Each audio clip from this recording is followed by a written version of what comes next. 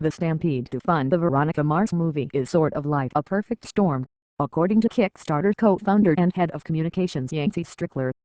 Kicking off Engadget Expand here on Saturday, Strickler acknowledged that the Veronica Mars movie is the latest sensation to take Kickstarter by storm, following on the heels of crowd-funded projects like the Pebble smartwatch and the Wii game console. "We're excited that people responded to that project, and it'll be interesting to see how it works out," he said, brushing aside the notion that a mainstream property like Veronica Mars being funded on Kickstarter would diminish the indie of the site. In less than a day, the Veronica Mars Kickstarter campaign topped $1 million, which a Kickstarter spokesman confirmed is the fastest the project has ever reached that number. The previous record was held by the Kickstarter for the new Ultimo game, Torment, Tides of Numenera, which reached $1 million in about 7 hours. The Veronica Mars project hit $1 million in 4 hours and 24 minutes, Kickstarter said. The Veronica Mars film has been on fans' minds since the TV series was cancelled in 2007.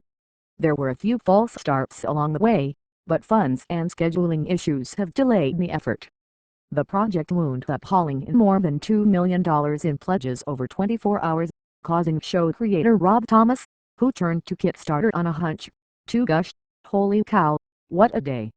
Kickstarter, though known more for crowd-funded tech, has a pretty strong track record for getting movies off the ground.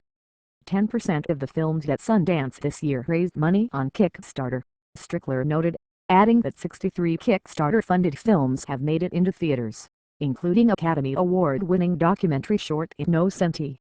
The site's backers have also funded journalists and recording artists, and there's even been a Kickstarter-funded opera, Paolo Prestini's Oceanic Verses, which premiered at the Kennedy Center in Washington, D.C. last year. But tech remains the engine that's driven Kickstarter since its launch on April 28, 2009. The top 10 funded projects on the site are a mix of hardware ventures like the Pebble and Wii, and video games like Project Eternity and Double Fine Adventure.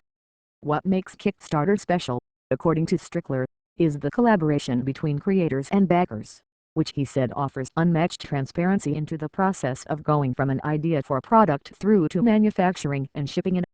"Kickstarter is sort of like a store, but it's way better than a store," he said. "It's a place where people are coming together to make things.